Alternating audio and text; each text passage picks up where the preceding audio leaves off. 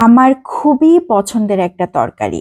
এই তরকারিটা যেদিন রান্না করি সেদিন আমার আর কোনো কিছুর দরকার হয় না।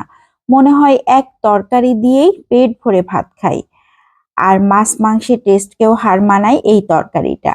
খুবই সিম্পল একটা তরকারি, তারপরেও অসাধারণ টেস্টি হয়।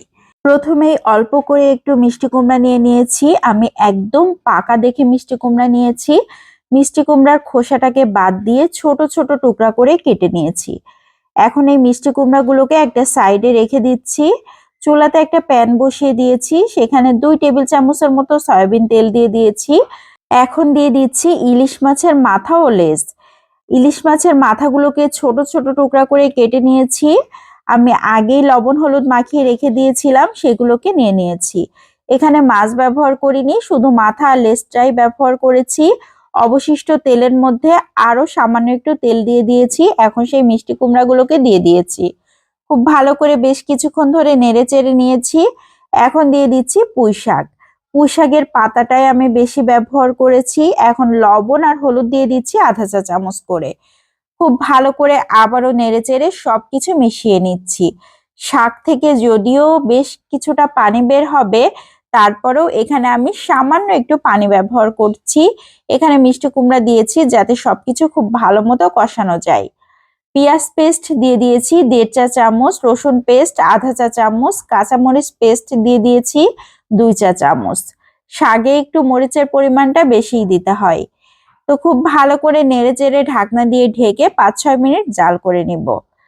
অনেকটাই পানি বের হয়েছে, তবে শাকগুলো মোটামুটি সিদ্ধ হয়ে গিয়েছে। মিষ্টি কুমড়াগুলো 70% এর মতো সিদ্ধ হয়ে গিয়েছে। এ পর্যায়ে অনবরত নাড়াচাড়া করতে করতে শাকের নিচে যে পানি আছে সেটাও শুকিয়ে নিয়েছি। এখন ঝোলের পানি দিয়ে দিলাম। আমি এখানে আধা কাপের মতো পানি দিয়েছি। খুব বেশি পানি দেওয়ার প্রয়োজন হবে না, কারণ এই তরকারিতে আমি একদমই ঝোল রাখবো না।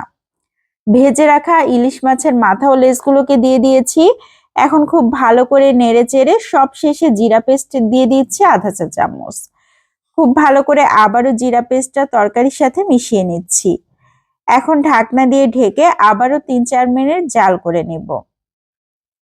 এ পর্যায়ে তরকারিটা খুবই সুন্দর হয়ে গিয়েছে। এই তরকারি দিয়ে গরম গরম ভাত খেতে কি যে মজার হয়। কেউ চাইলে একটু ঝোলও রাখতে পারেন। ঝোল খেতেও কিন্তু ভালো লাগে। আমি খুব বেশি ঝোল রাখছি না, হালকা গায়ে মাখা একটা ঝোল রাখছি। এখন সার্ভ করে নিচ্ছি। আমার খুবই পছন্দের একটা তরকারি, আমি শুরুতেই বলেছি। পুঁই শাক আর মিষ্টি কুমড়া সাথে যদি ইলিশ মাছের মাথা হয় তাহলে তো কথাই নেই। যারা এভাবে রান্না করে খাননি তারা একবার হলেও ট্রাই করে দেখতে পারেন। সাধারণ একটা তরকারি হলেও কিন্তু খেতে অসাধারণ লাগে। তো আজকের মতো এখান থেকে বিদায় নিয়ে নিচ্ছি। সবাই ভালো থাকবেন। আসসালামু আলাইকুম।